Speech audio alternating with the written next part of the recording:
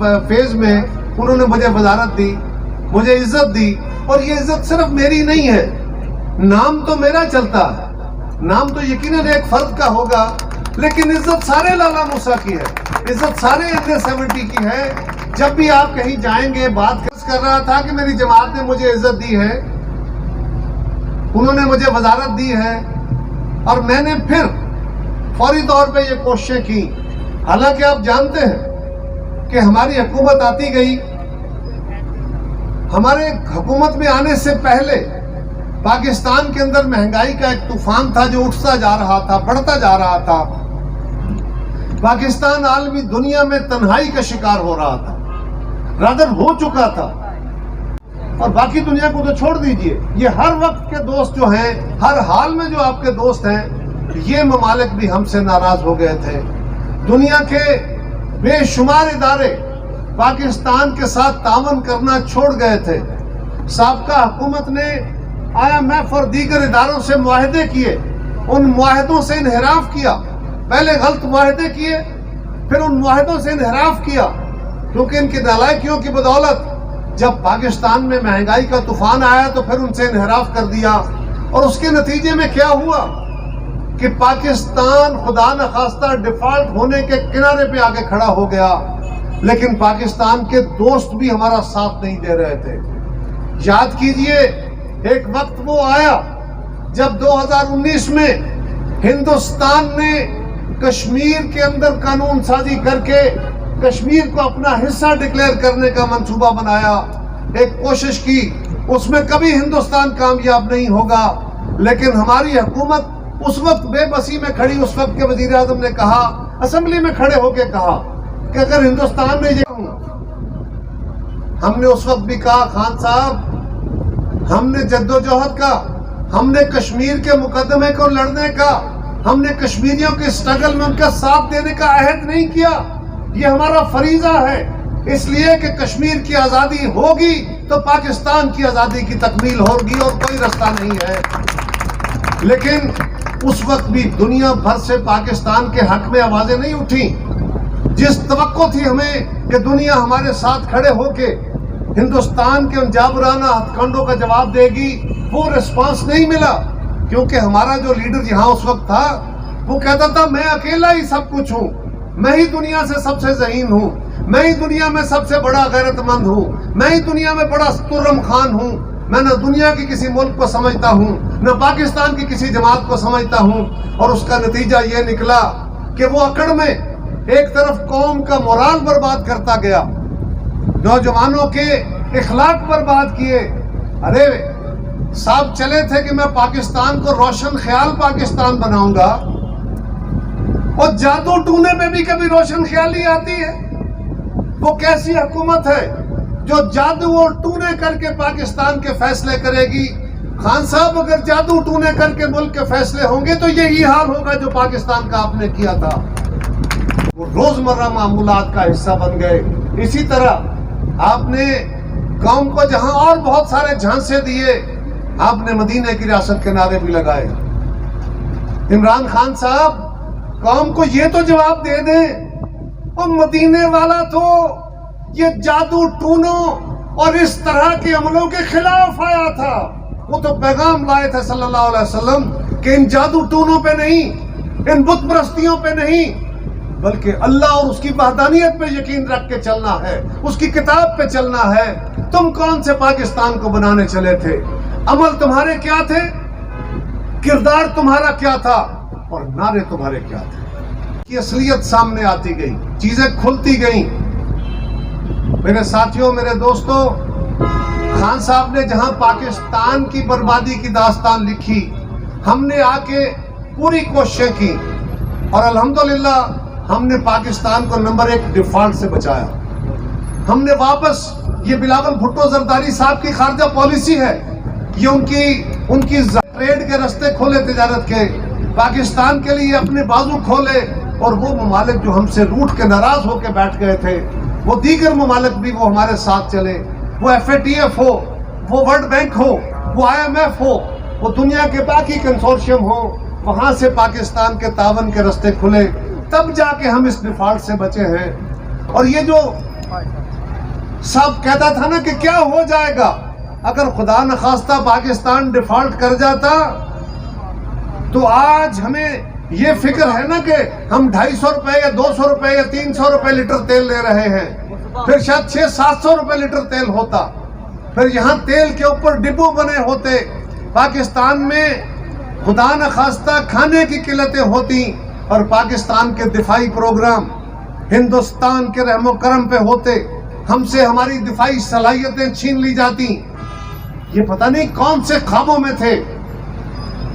हमने आज इदराक है, रोज मीडिया वाले हमसे सबके रेट 20 रुपए लीटर बढ़ा दिए हैं। लोगों को महंगाई के पहले ही बड़े सताए हुए लोग थे और महंगाई हुई है। मेरे साथियों, मेरे भाइयों, ये बात दुरुस्त। और मैं उन्हें रोज कहता हूं कि हम पाकिस्तान के लोगों को बताएंगे कि हमारे पास रास्ते क्या थे। अगर हमने इलेक्शन से ऐन कबल आके भी ये मुश्किल फैसले, ये तल्ख फैसले, ये अवाम की नाराजगी वाले फैसले किए हैं, तो उसकी वजह यह है कि अगर हम ये फैसले ना करते तो खुदा न खास्ता मुल्क का कोई बहुत बड़ा नुकसान हो जाता। मुल्क बचाना जरूरी है, सियासत बचती रहेगी, सियासत हमारी नस्लें करती आई हैं, नस्लें करती रहेगी इंशाअल्लाह ताला।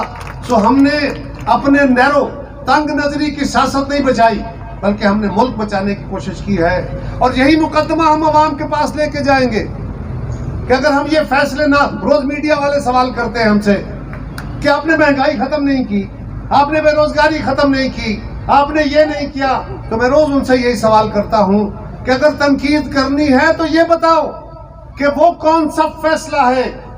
आप बताओ हमें कि हमने जो फैसले किए वो ना करते, और वो कौन से फैसले हैं जो हम करते, उसके नतीजे में पाकिस्तान का कर्जा खत्म हो जाता, पाकिस्तान में गैस सस्ती हो जाती, पाकिस्तान में खाने पीने की अशिया सस्ती हो जाती, और पाकिस्तान में रोजगार खुल। बताओ तो सही वो कौन से फैसले हैं। हमें तो हाथ पांव बांध के उस जगह खड़ा कर दिया गया था, और हमने ये इज्तिमाई तौर पर फैसला किया सब जमातों ने कि कुछ भी हो जाए, हमने अपने मुल्क को इसके इस्तेहकाम के लिए फैसले करने हैं। अपने भाइयों बहनों को हम जाके राजी कर लेंगे। वो जानते हैं कि पीपल्स पार्टी जब हुकूमत में आती है, ये जिस हुकूमत का हिस्सा होती है, उसमें मजदूर भी खुशहाल होता है, उसमें किसान भी खुशहाल होता है, काश्तकार भी खुशहाल होता है, औरतों को भी तहफ़्फ़ुज़ मिलता है, नौजवानों को भी रोजगार मिलते हैं, तनख्वाहदारों की भी तनख्वाहें बढ़ती हैं, जमींदारों की फसलें भी बढ़ती हैं। आज महंगाई हुई है,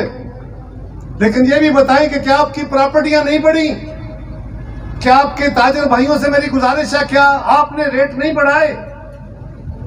हम सब ने यकीनन मुश्किल हालात हैं, यकीनन तल्ख फैसले हैं, टैक्स के निज़ाम को रिफॉर्म करना है, उसके अलावा कोई दूसरा रास्ता नहीं है। अगर लोग, पाकिस्तान के लोगों को हुकूमतें आके सिर्फ ख्वाब दिखाएं और उन ख्वाबों की बदौलत बड़े मकबूल नारे लगा के पाकिस्तान की इकोनॉमी को बर्बाद करें, तो मेरे भाइयों, ये पाकिस्तान की खिदमत नहीं है। हम आज जहां खड़े हैं वो इसी बुनियाद पे खड़े हैं कि हमने बेअसूली को असूल बना लिया है।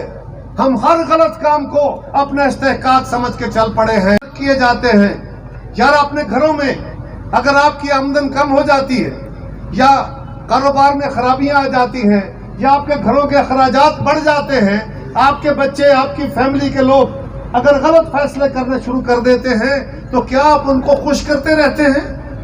नहीं, एक वक्त तक आप उनको समझाते हैं, उनकी जायज जरूरतें पूरी करते हैं, और फिर वो वक्त आता है कि बड़ा घर का जो होता है, फिर उनको ताकीद भी करता है, उनको तंबीह भी करता है, उनको कान से पकड़ के समझाता भी है, इसलिए कि ये नहीं करेगा तो घर नहीं चलेगा। यही काम हमें रियासत के अंदर करना है। हमें अवाम की फलाह के लिए, अवाम की भलाई और खुशहाली के लिए ये निज़ाम बिलाशुबा जो भुट्टो शहीद ने ख्वाब देखा था है, भले वो जमींदार है, भले वो जागीरदार है, भले वो सरमायादार है, वो इंडस्ट्रियलिस्ट है, वो ताजर है, वो तनख्वाह जो भी है, जो वसाइल वाला है, उससे टैक्स लेना है, क्योंकि गवर्नमेंट की आमदन सिर्फ टैक्स होती है, उससे टैक्स लेना है। और आम नाराज होंगे पुलिस वालों से। हम समझते हैं कि जी पुलिस अच्छा काम नहीं कर रही, लेकिन ये कभी सोचा है کہ یہ پولیس نہ ہو, اگر گورنمنٹ کے پاس وسائل نہ ہو, ہم یہ ادارہ کھڑا نہ کر کے بیٹھے ہوں, تو پھر یہ شہر, یہ بستیاں چل پائیں گی؟ ہاں یہ بات درست ہے کہ ہمارا تعلیم کا نظام کوئی بہت مثالی نہیں ہے, لیکن سرکاری اسکول بند کر دیں, کالج بند کر دیں, یونیورسٹیاں ختم کر دیں, تو کیا پبلک سیکٹر چھوڑ کے کیا پرائیویٹ تعلیمی اداروں میں بچے کو پڑھا سکو گے, تعلیم دے پاؤ گے؟ اگر یہ سرکاری ہسپتال جو آج بہت بہتر حالت میں ہے, اگر یہ سرکاری ہسپتال یہ بند ہو جائیں, یہ ختم ہو جائیں, تو کیا پاکستان کے لوگ علاج کرا سکیں گے؟ اگر پاکستان کے دفاعی نظام کو نہ چلائیں, اپنی فوج کو مضبوط نہ کریں, تو کیا ہندوستان سے ادھر مغرب میں, مشرق میں ہندوستان, مغرب میں آپ کے لیے کہیں گے, ان پہ حملے کریں گے, ان کی عزت سے کھیلیں گے, ان کو بدنام کریں گے اور اپنے اداروں کو ڈیمولش کرنے کی کوشش کریں گے, تو کیا رہ پائیں گے؟ کیا پاکستان چل پائے گا؟ ہم سب سے بڑے ناقد ہیں. ہم نے ہمیشہ ہر عہد میں, بھٹو شہید سے لے کے آج تک, پیپلز پارٹی کا تاریخی ریکارڈ ہے, ہم پہ بڑے الزام, سب کچھ صحیح, ہمارے خلاف کیا کیا نہیں ہوا, لیکن ہم نے ہمیشہ اپنے دفاعی اداروں کو مضبوط کیا ہے. لیکن سب سے بڑے ناقد ہم تھے اور ہم ہیں.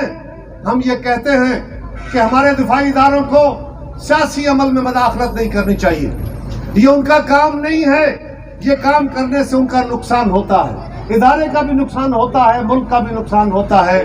لیکن ہم اداروں کا استحکام چاہتے ہیں, ان کو مضبوط کرنا چاہتے ہیں, اور یہ ساری اور بہت سارے ادارے دیگر ہیں. یہ سڑکیں یہ کم چلتے, ان کو گورنمنٹ کے ٹیکس سے پیسہ جاتا ہے, نہ دیں تو پھر کیا ہوگا؟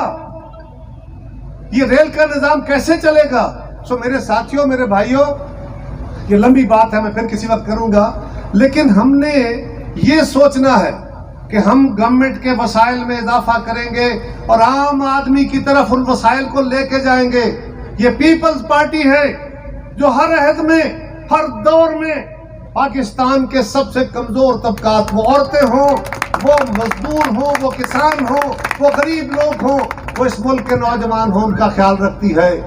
دنیا کا سب سے بڑا پروگرام, مہنگائی ہو رہی تھی اس وقت, بے نظیر بھٹو شہید کا وہ خواب ہم نے پورا کیا. بے نظیر انکم سپورٹ پروگرام کے نام سے جو پروگرام شروع کیا, وہ پاکستان کے غریب ترین لوگوں کے لیے ان کو مدد دینی شروع کی. آج وہ دنیا کا سب سے بڑا پروگرام ہے, سب سے بڑا پروگرام جو عوامی فلاح کا پروگرام ہے, اور ساری دنیا اس کی تقلید کر رہی ہے. یہی صورتحال ہمارا آج بھی عہد ہے کہ اس ملک کے اندر ہمیں ہر حال میں تعلیم کو 100% مفت اعلان کرنا ہے. ہمیں پاکستان کے لوگوں کو صحت کی سہولتیں اور بہتر فراہم کرنی ہیں. یہ سارے کام کرنے کے لیے گورنمنٹ کی آمدن بڑھے گی تو کام چلے گا نا, اور تو کوئی ذریعہ نہیں ہے. یہ جو کہا جاتا ہے نا کہ یہ 14,000 ارب روپے کا, اس میں سے 7,000 ارب روپیہ آپ نے سود ادا کرنا ہے, قرضوں کی قسطیں ادا کرنی ہیں. اس میں سے کون کھائے گا؟ کون سا بیوروکریٹ کھائے گا؟ کون سا سیاستدان کھائے گا؟ کون سا اور سرکاری اہلکار کھائے گا؟ وہ تو سرکاری پیسہ سیدھا سیدھا بینکوں کے, عالمی اداروں کے, ان کے اکاؤنٹس پہ جانا ہے, اس میں تو کوئی ہیرا پھیری نہیں ہو سکتی. آپ کا تقریباً اس میں سے کچھ 1,500-2,000 ارب روپیہ آپ کے دفاع پہ خرچ ہونا ہے. اس میں سے کون کھائے گا؟ کون سا سیاستدان لے گا؟ آپ کی تنخواہیں جانی ہیں, آپ کی پینشنیں جانی ہیں. کوئی 4,000 ارب کا خرچہ یہ ہے, پینشنوں اور تنخواہوں میں سے کون کرپشن کرے گا؟ وہ مرکزی حکومت کا وہ ٹوٹل 700 ارب روپے کا ہے, ٹوٹل 700 ارب روپے کا, جس میں سڑکیں بھی ہیں, بجلی بھی ہے, گیس بھی ہے, اور بہت کچھ, تعلیمی ادارے بھی ہیں, صحت کی سہولتیں بھی ہیں. ان سارے ایریاز میں جو ترقیاتی کام ہونے ہیں, اس میں سے اگر کوئی غلطی ہوئی, کوئی پیسہ ضائع بھی ہوا, تو وہ پیسہ قومی بجٹ کا کوئی 1% بھی نہیں ہو سکتا. یہ جو پروپیگنڈا ہے نا کہ سارا کچھ لوگ کھا جاتے ہیں, یہ سیاستدان, لگتا کچھ نہیں ہے ملک میں. اس بات کو میں کسی کی وکالت پھر کہنا نہیں کرتا. میں یہ نہیں کہتا کہ کرپشن نہیں ہے, بہت کرپشن ہے, لوگ بہت تنگ ہیں, لیکن یہ جو تاثر ہے کہ اس ملک میں جتنا پیسہ سرکار کا ہوتا ہے سارا لوٹ لیا جاتا ہے. اس میں قطعاً کوئی صداقت نہیں ہے. 95% پیسہ وہ ہے جو ڈائریکٹ ٹرانسفر ہو جاتا ہے, کسی کے ہاتھ میں نہیں آتا. کچھ بینکوں کو, کچھ قرض دینے والے اداروں کو, کچھ عالمی اداروں کو, کچھ تنخواہوں میں, کچھ پینشنوں میں, کچھ دیگر فنڈز میں. ملک چلانے کے پیسے نہیں تھے, تنخواہیں دینے کے پیسے نہیں تھے, ہم اپنے قرضوں کی قسطیں ادا کرنے کی پوزیشن میں نہیں تھے. اس کے باوجود میں آپ کے اس فورم سے لالا موسیٰ کے بہاف پہ, اپنے حلقہ کے لوگوں کے بہاف پہ